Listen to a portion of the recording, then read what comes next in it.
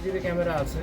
তো এই সিসিটিভি ক্যামেরায় হতে পারে আমরা আসার আগেই সে খবর পেয়ে গিয়েছিল এবং ওভাবে করে সে এখান থেকে সরে যায়, তাকে আমরা অনগ্রাউন্ডে পাই। আশেপাশের মানুষের কাছ থেকে আমরা এরকমটাই জানতে পারি যে আমরা আসার কিছুক্ষণ আগেও সে ঘরেই প্রেজেন্ট ছিল। ডিএনসির সদস্যরা আমার সঙ্গে ছিলেন। ডিএনসির সদস্য সহ আমরা এখানে আসি, সেটা ছাড়াও এসিডেন্ট ছিলেন এবং আমরা যখন এই জিনিসগুলো পাওয়ার পর আমরা থানা জানানোর পর অত্যন্ত দ্রুততার সঙ্গে ওসি সাহেব চলে আসি। আমরা আজকের যে অভিযান আমাদের সফল হয়েছে, কিন্তু আসামি অত্যন্ত দ্রুততার সাথে সে পালিয়ে গেছে।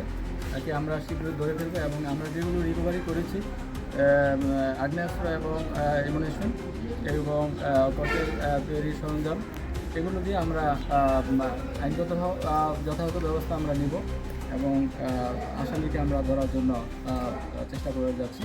শীঘ্রই তাকে আমরা গ্রেফতার করতে সক্ষম হব। ধন্যবাদ।